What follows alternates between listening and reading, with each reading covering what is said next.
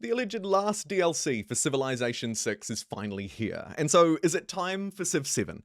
Let's reflect on that in this video. Firstly, in the first chapter, I'll introduce the new leaders, quickly talk about their role in Civ 6.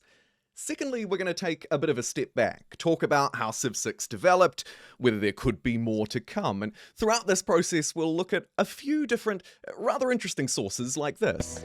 Hello Civ fans, welcome to the final, I can't believe we're saying that, free game update of the season for Sid Meier's Civilization 6. And then of course that begs the question, what's next? And here we'll delve into Civilization 7 news. Thank you very much for joining me today in this video. If you wouldn't mind doing your YouTube housekeeping, we'll jump straight in. Firstly, let's take a look at the new leaders. First and foremost, we have Elizabeth I, who focuses on trade. Trade route capacity is increased, trade routes to city-states yield more gold, and she loves to plunder.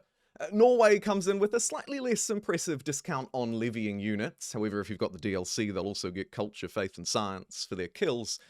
And last but not least, plucking a page straight out of Victoria 3, we have an alternate Victoria. Here she is in the Age of Steam, a slightly later game Victoria, who focuses on production in cities with industrial zones and extra production from her strategic resources.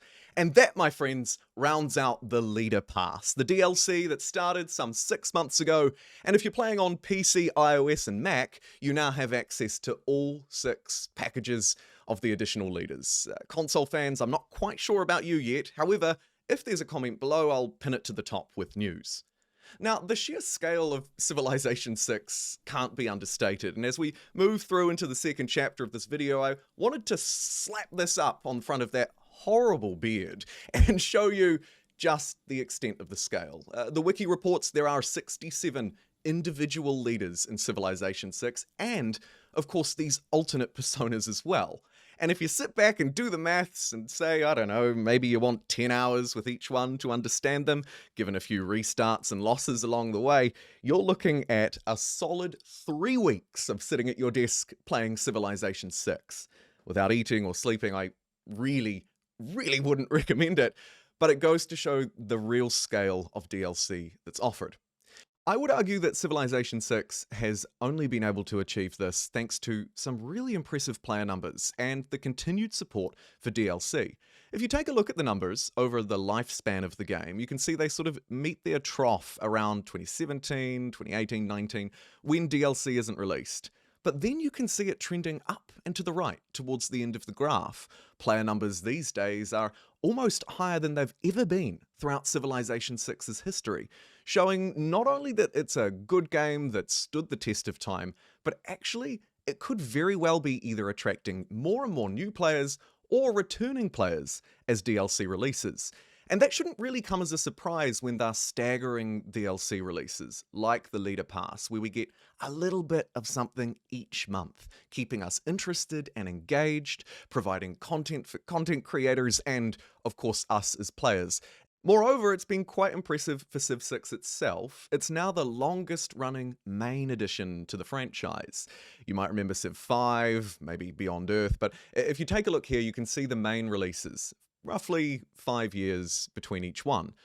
Of course, the year now is 2023, which means that Civilization 6 has outlasted all of the rest by far, perhaps because it's the best game in the series, perhaps because these DLC releases have kept players interested and engaged. I'll leave the theory crafting up to you, but I sit somewhere in that second position.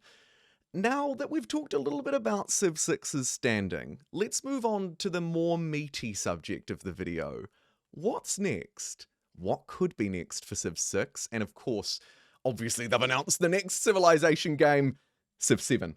Firstly though, I'd like to take you back to a little clip that I played at the start of the video. This was released in 2022 following the previous DLC.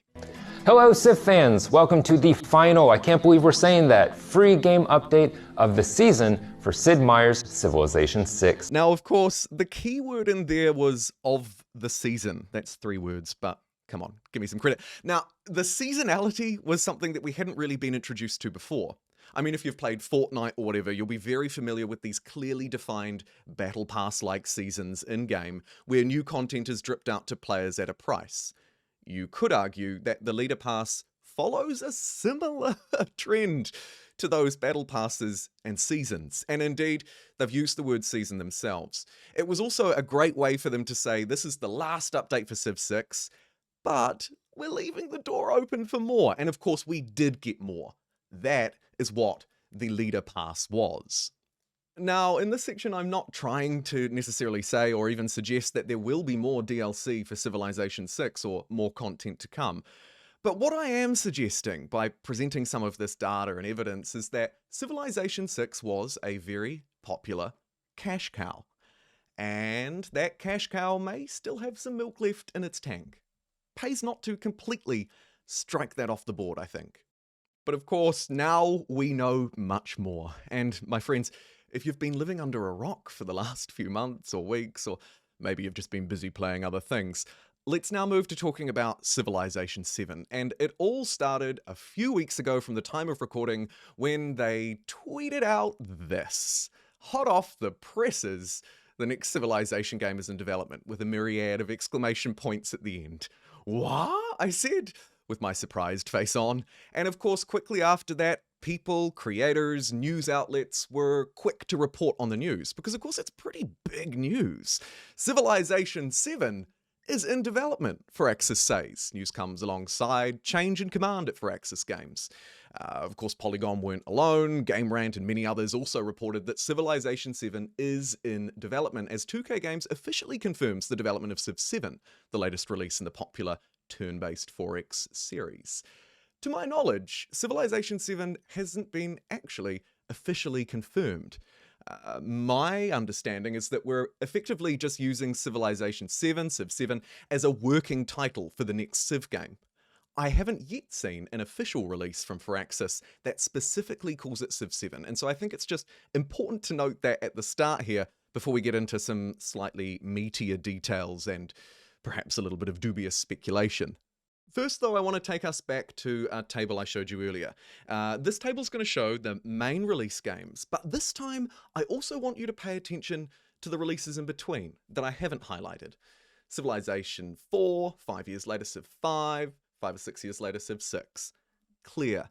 In between each one, there's also a range of other releases.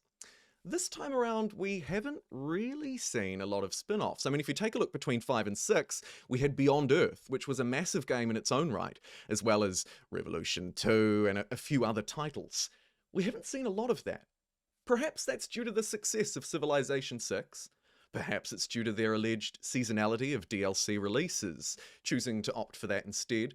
Or, of course, we can't ignore the fact that Civ 6 has been released on a whole load of platforms. You can play it on basically anything with a screen, except maybe your Samsung smart fridge, and that could also be soaking up some development potential. Of course, there could be other factors as well that are just completely out of my wheelhouse. Things like industry issues, not in this economy, and that kind of thing.